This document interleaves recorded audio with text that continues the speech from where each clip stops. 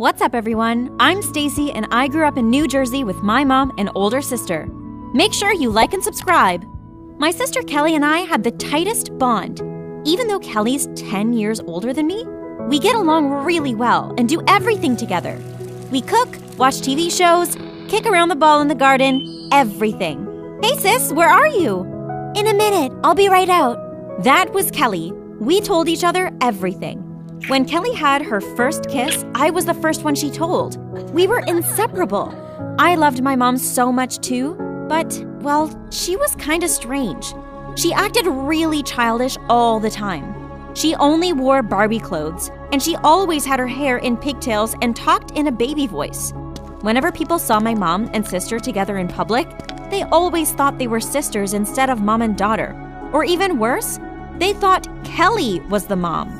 Kelly said, "Hey, listen, the reason why my mom acted this way was because right after you were born, our mom went to this rodeo show. As the rider struggled to hold on to the buckling horse, one of the horse's shoes came loose and came flying towards my mom. It hit her right in the head and she blacked out.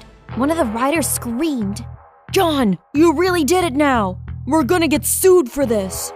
When she came to, she started acting like a 5-year-old and was never the same." It's not like my mom can't look after herself, but she isn't exactly the most socially apt person. Take this time, for example. When I was 14, Kelly took us to the carnival. When we arrived, we went to get some food straight away. Everything looked so delicious. Mom wanted a bit of everything. "I want cotton candy." "No, Mom, you'll upset your stomach." "Cotton candy." "Mom, you can't have it." Mom stomped her feet like a child, then fell to the ground. Everyone around us was staring at her like she was an alien. Someone in the crowd yelled, "Hey, get her out of here. She needs to be in a crazy house." Kelly and I were so embarrassed. We dragged Mom away, and as we left, I noticed this one kid who was really staring at us. But I was too overwhelmed to pay him any mind. We ended up leaving the carnival right away, and I didn't even get to go to any of the rides. When we arrived home, Kelly pulled me aside and said, "Hey, from now on, we will be keeping Mom at home. No one can know about Mom, okay? That means no sleepovers or playdates at our house." I nodded. I wasn't sure why Kelly so desperately wanted to keep Mom a secret, but I trusted my sister, so I agreed. The next day was the first day of school. And when the teacher came in, she said we had a new kid in our class. A really cute boy walked in, and a part of me felt like I knew him. Where do I know him from? Then it hit me like a brick to the skull. The carnival! He was the boy who had witnessed my mom's tantrum. Oh no! Kelly said no one could know about Mom, but this boy could leak the secret to everyone. "Hi, I'm Mike." When Mike sat down, he made eye contact with me and his eyes widened. Oh no, he recognized me too. It was all over. When the lunch bell rang, I knew I had to come up with a plan. I bolted to the cafeteria and searched desperately for Mike. Soon, I spotted him sitting at the table on his own. I rushed over and sat next to him. "Hi, Mike. I'm Stacy." Hi, Stacy. Listen, what you saw at the carnival, it's nothing to worry about. Just, I would really appreciate it if you could keep what you saw private. Of course. Well, I will on one condition. I was so shocked. A condition? Yeah, you have to be my friend. I laughed. Oh, that's nothing. Of course we can be friends. We shook hands and spent the rest of lunch together, and I discovered Mike was actually a really sweet and funny guy. Whenever he looked at me or touched me, I would feel butterflies rise up in my stomach. What was this feeling? At home, I told Kelly about Mike and how I had solved the problem. "Don't worry, he promised not to tell anyone about Mom." "See, that's great, but you can't be friends with Mike. You shouldn't speak to him. What if you have a fight and he uses this as blackmail? You just have to ignore him and hope he gets the message." I was sad because I was really looking forward to see Mike again, but I decided to trust my sister again and do as she said. The next day in history class, I sat at the back of the classroom. Mike walked in, spotted me, and sat down beside me. "Hey, Stacy." I said nothing. Mike looked super confused. Stacy? Hello?" I turned around facing the left wall. "Stacy, why are you ignoring me? Did I do something wrong?" I felt so terrible. This was wrong. but I had to listen to my sister. Stace, oh my god, look at Miss Turner. Curiosity got the better of me, and I watched as Miss Turner walked in with her hair all in a mess. It looks like a bird decided to make a nest on her head. I giggled. Stop it! Seriously, what did she use to brush her hair? A pitchfork? I laughed louder now. Miss Turner shrieked at me to quiet down, and I did. But then I turned to Mike. Sorry for ignoring you. I was thinking about something. That's fine. We still friends? I nodded. Yeah. Okay, I know what you're thinking. What about what Kelly said? But I really liked Mike, and besides, what harm could he do? As it turned out, it seemed he could do a lot of harm. That weekend, I asked Mike to come to my house for a study session. Really, I was just using studying as an excuse to hang out with him outside of school. When he arrived, I got him to climb in through my window. He was sort of confused, but when I told him about my sister, he agreed it was probably better to keep this all a secret. In my room, we got our history homework out and started working on the questions. All right, first question. Why did Germany invade Poland? You're so beautiful. I nearly choked on my own saliva. What? You're beautiful, Stacy. I'm sorry, I don't want to make things weird. I just had to say it.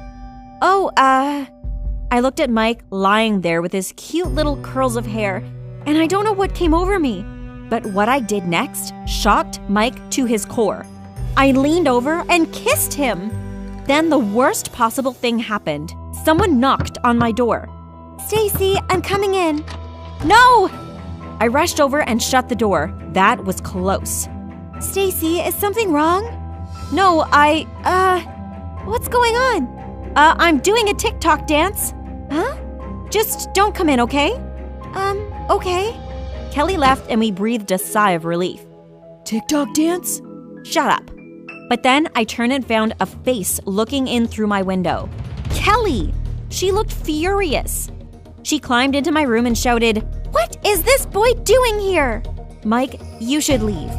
Mike nodded and ran out of there. When he was gone, I turned to Kelly, but she was already on me. Stacy, you can't be bringing anyone here, understand? Mom has to be kept a secret. But why? I don't care if people tease us about it. I love Mom. I know, but you just have to trust me on this. We have to keep things secret. You can't see Mike anymore. No, Kelly, you can't. That's enough. I bit my lip. Kelly had never shouted at me before. Kelly ran her hand through her hair. Look, I have to go to work. I have a shift at the diner. I'll see you later. Kelly left and I sat down and cried on my own. That night, Kelly had a late shift, so I tucked Mom into bed. Are you okay, Stacy? Yeah, Mom, it's just... Oh, don't worry. You're going to sleep now. I kissed Mom on the forehead and went to leave, but my foot tripped on something and I slammed onto the floor. I rubbed my knee painfully. I looked to see what I had fallen on and noticed a box under the bed. Curious, I opened it up. What I found sent my whole world spinning. It was a box full of dozens of newspaper articles and reports about my mom, and it revealed that she was actually a patient at a mental hospital. Well, an ex-patient. She had escaped and ran away many years ago. There was a police report included that demanded for her to return. I struggled to process all of this. It felt like someone had opened up my brain and poured some sugar on it. Nothing made sense. What was even stranger was that they had listed my mom's date of birth as too early. According to this file, my mom was only 10 years older than me. That wasn't possible. How could she have given birth to me at 10 years of age? And what was even stranger was that her birthday was at the exact same date as Kelly. What did this all mean? I heard Kelly's car pulling in, so I hurriedly packed everything and sprinted into my room, diving into my bed before Kelly was even at the doorstep. I would confront Kelly about this tomorrow. The next morning at breakfast, we were sitting at the dinner table. Listen, Kelly. No, Stacy, it's all right. I'm sorry. I shouldn't have yelled at you. That's okay. Kelly, I want syrup. What's the magic word? Please. Here. Stacy, I'm sorry about what I said. I've thought about it and you can see Mike. If he promises not to tell anyone and you trust him, then I trust him. I screamed with joy and launched myself at Kelly, hugging her tight. Thank you! Yay! We laughed at Mom, and afterwards I texted Mike and asked him to come to dinner that night. Roughly 10 hours later, Mike knocked at the door and I let him in. Kelly made casserole and the first half of the dinner went really well. But then the second half came and, well, let's just say things weren't exactly smooth running. The whole time I was thinking about the secret box I had found.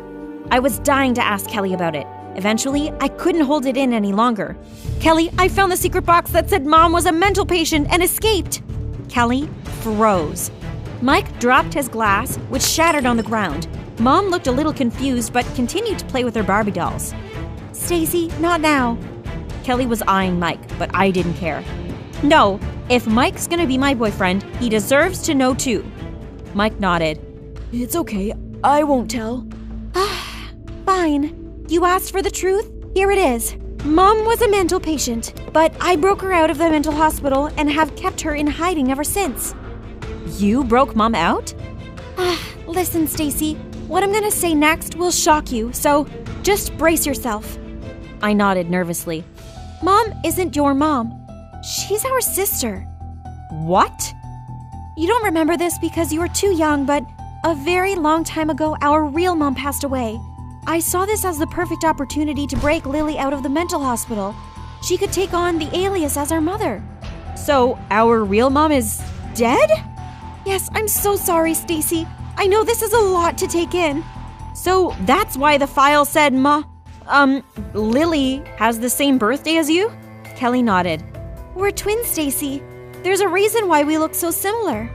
It all made sense now. The mental hospital reports, the secrecy, Mom's childish behavior, it all made sense. But it didn't mean it was easy to process.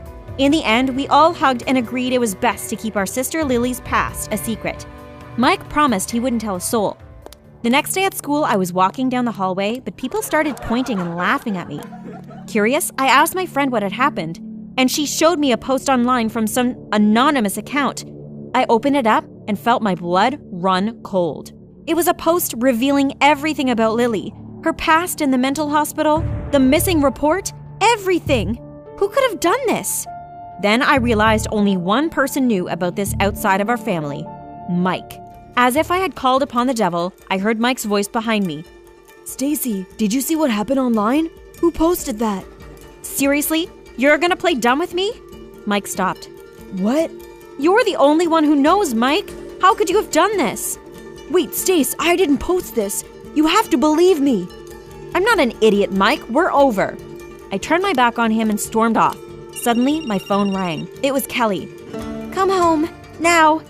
I rushed home as fast as I could, but when I arrived, there were 3 police cars outside our house and a bunch of reporters. I pushed and shoved my way through the crowd, finally emerging on 2 police officers escorting Mom away. Kelly was walking beside them, begging them to let her stay. "Lily! Kelly!" "Hello, darling." I grabbed hold of Lily and held her tight. "I'm so sorry. This is all my fault. I shouldn't have let Mike in on our secret." Lily patted my head. "It wasn't Mike." "What?" Kelly looked confused too. "Lily, what did you do?"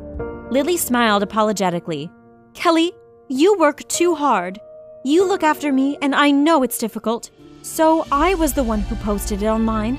It's time to go back and get some help at the mental hospital." "What?" "Don't worry about me. You two live your life. You're the best sisters ever. Besides, the mental hospital has free ice cream." "But Lily..." Lily walked to Kelly and put her hand on her shoulder. "It's okay. This is the right thing to do." Kelly wiped away her tears and nodded. We all hugged, then the police took Lily away. As we stood there side by side, I knew things were going to be difficult. But Lily was right. It was the right thing to do.